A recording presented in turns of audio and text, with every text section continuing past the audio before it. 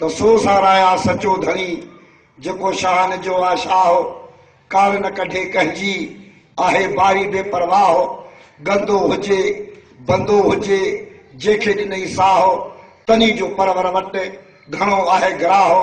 इंसान अन्न बुगदा मल्ला गाहो चवे गेल में मंगी रब सां चोखो रखजो चाहो आहे बाजारो अल्लाह जेको सारे ॾे थो सभिनी खे पर कादर जे कुदरत खे कमी आहे कान सुबहान अल आदत मां ख़लक छा ज़ाहिर कदी ज़बान मुहाबे महबूब जे जोया सब रब जहान सत ज़मीनूं हेठि सत मथे आसमान दरदा परदा ॿियो अजब छा इंसान मान थो साराया सारायो सुबहान कद जाकुन परवर जी ज़ाहिर पाक ज़बान मंगी गेले शहर में मुंहिंजे मालिक जा अहसान छो न कया शुकरान जो भूरल भाङे आयो भूरल भाङे आयो ज़ाहिर मथे ज़मीन हुस्न पसी हबीब जो हैरत मंझि हसीन मोती मिड़ई मसाया हिक ई मुल्क मुबीन जे ॿोली करे बहुल कोयल ॿोली ॿी न जही पघर पीतो पीड़ित सां त मदद मख मटी न वाह क़बूल त करीम जी जो जादुन जा बि अमीन सलात सलाम खे घटि कंदासीं कीन मंगी गेरे शहर में परसां यकीन जो अमर रब्बुल आलमीन कयो आहे कुरबान में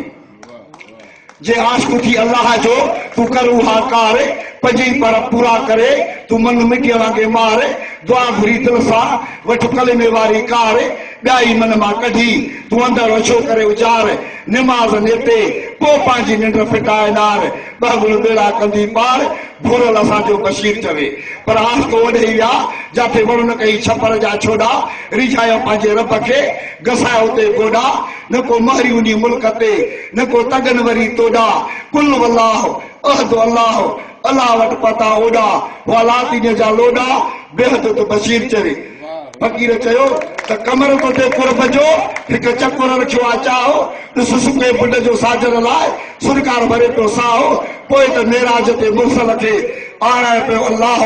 निर्मल नेण खणी ॾिसई तुंहिंजो वञ न बचई वाओ हिकिड़ो पखी तो ते पाओ अजायो थियो आली शेर चवे पर कमर तोखे केतिरनि जो थे तो ॾिहारी ॾिसणो चकुर चे तो ते चाह करे का मोहबत रखे थो माण्हू हलणो ॾिसे हबीब जो घोट मुंहिंजे जो घुमणो वरी तोखे नथे अर्च ते को पाती वांगे बीहणो परदा पखी किरी पिया ॾिसी महबूब जो मुरकणो थई पट पधर किरणो भूर लॻिया बशीर चवे चकोर तू चोॾीह रात जो चल रोगी कर थो चिटी हिकु उसन थी हेकांदो ॿी सूरत थी सुठी जे हुजे न मुंहिंजे महबूब जे पेर जी मिटी तो ते क्या फिटी त बूटा सभु ॿरी वञनि असरा